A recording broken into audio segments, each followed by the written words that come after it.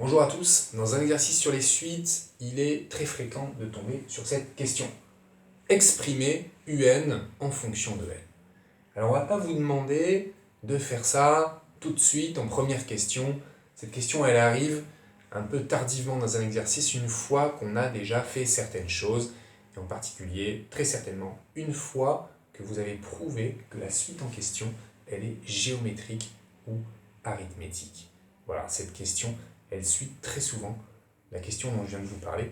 Montrer qu'une suite est géométrique, préciser sa raison ou son premier terme, et ensuite on tombe sur cette question, comment exprimer UN en fonction de N.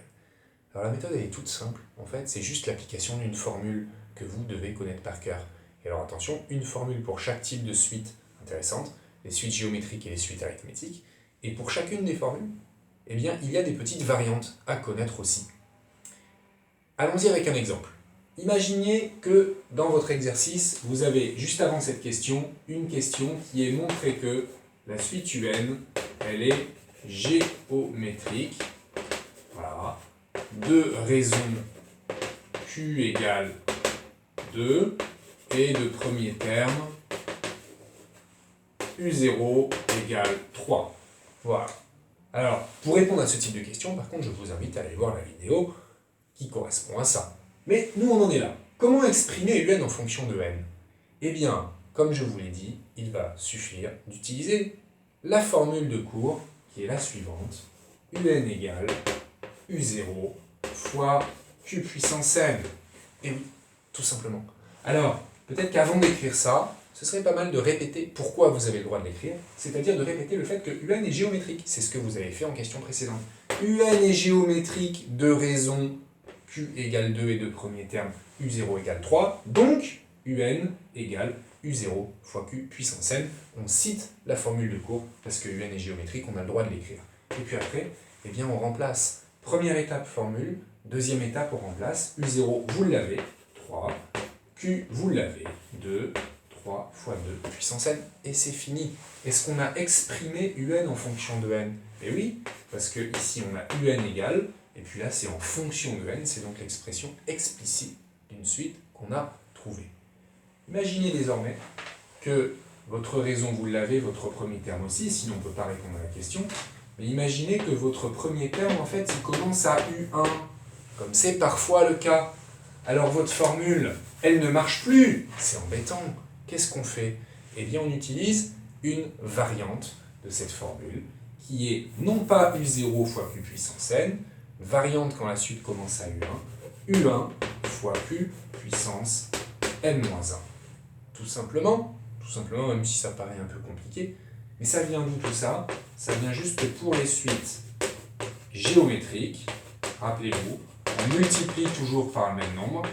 Donc, si je veux passer directement de U0 à UN, eh bien je fais fois Q, fois Q, fois Q, fois Q, combien de fois? N fois. Donc fois Q puissance N, voilà l'explication de la formule. Mais si je ne pars pas de U0, mais que je pars de U1 cette fois, je fais aussi fois Q, fois Q, fois Q, fois Q, fois Q, N fois. Mais non, pas N fois, parce que je ne suis pas parti de U0, je suis parti de U1, donc pas N fois, une fois de moins que N fois, c'est-à-dire N-1 fois. Donc si je pars de U1, je fais fois Q puissance N-1, et voilà cette petite variante de la formule. Pareil, je remplace, U1 c'est 7, Q c'est 2, donc 2 fois 7 puissance N-1, et là aussi j'ai exprimé UN en fonction de N. Alors oui, il y a du N-1, mais il y a du N dans N-1, donc c'est bien exprimer UN en fonction de N, il n'y a pas de problème. Dernière variante, bon, beaucoup plus rare. Eh bien, on peut être confronté à des suites qui commencent non pas à U0, non pas à U1, peut-être à U2, peut-être à U3, voilà, même si c'est très rare. Donc il est bon de connaître aussi cette formule générale, même si elle peut paraître compliquée, en fait c'est la même chose que ce que je vous ai expliqué tout à l'heure. Si vous ne partez pas de U0 mais de U1, vous multipliez par Q N-1 fois. Si vous ne partez pas de U1 mais de UP, eh bien vous multipliez N-P fois. Et donc on a cette formule, UP fois Q puissance N-P, si la suite commence non pas à U0 ou à U1, mais à UP carrément. Si la suite commence à U7, ça nous donnerait U7 fois Q puissance N-7. Bien évidemment, plutôt rare d'avoir des suites qui commencent à U7. Ok, voilà pour répondre à la question comment exprimer un en fonction de n, mais on a traité les cas où un était géométrique. Que se passe-t-il maintenant dans le cas où un est arithmétique? Alors on va reprendre ça. Voilà. Montrer que un est arithmétique. Préciser sa raison dans son premier terme. Vous l'avez fait en question précédente. Vous avez ces deux informations. Et on vous demande maintenant, pareil, comment exprimer un en fonction de n. Méthode, pareil. Formule par cœur. Formule pour les suites arithmétiques. un égale u0 plus n fois r ou r. Et la raison, du coup, il faut que j'appelle q, il faut que j'appelle r. R comme raison pour les suites arithmétiques, et Q parce qu'il fallait donner une autre lettre. Voilà, c'est tout. UN égale U0 plus N fois R. Là, on cite la formule, et ensuite, on remplace par les éléments, les caractéristiques de la suite. U0, c'est 7. N fois R, ça va me donner N fois 2. 7 plus N fois 2, que je peux écrire un peu plus joliment en l'écrivant. 7 plus 2N. Ok. Pareil, cette formule, elle a des variantes. Elle a, comme tout à l'heure pour les suites géométriques, une variante pour laquelle la suite commence non pas à U0 mais à U1, chez U1 égale 5 par exemple, imaginons que c'est ça son premier terme, mais là ma formule ne marche plus, parce que U0 n'existe pas. Donc il ne faut pas que je parte de U0, il faut que je parte de U1, et donc la variante, c'est celle-ci, N-1 fois R. Pareil, pourquoi? Ben regardez, c'est un peu comme tout à l'heure pour les suites géométriques, voilà. Pour les suites arithmétiques, pour passer d'un terme à l'autre, ce que je fais, c'est que je vais ajouter toujours la raison. Plus R, plus R, plus R.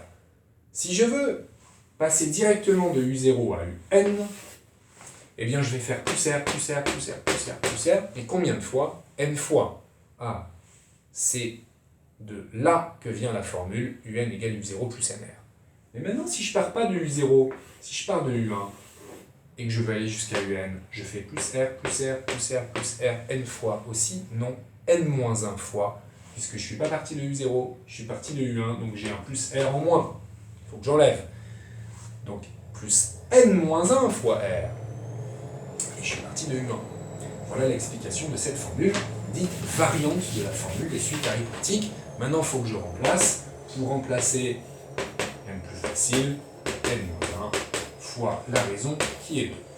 Dernière variante, encore plus rare, la variante quand ma suite commence non pas à U0, U1, mais à U je ne sais pas combien, à U25, à U tout ce que vous voulez.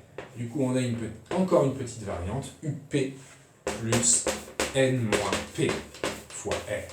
Voilà, que vous n'utiliserez certainement jamais, mais je vous la mets quand même en bonus. Voilà pour répondre à cette question. Comment exprimer UN en fonction de N? Je récapitule. Pour cette question, c'est hyper simple. Il y a juste une formule de cours à appliquer, bêtement. Encore faut-il la connaître. Il y en a deux, une pour les géométriques, une pour les arithmétiques. Et enfin, si jamais la suite commence pas à U0 mais à U1, il y a une petite variante à connaître aussi. Et ensuite, il faut remplacer par les caractéristiques de la suite, et on a fini.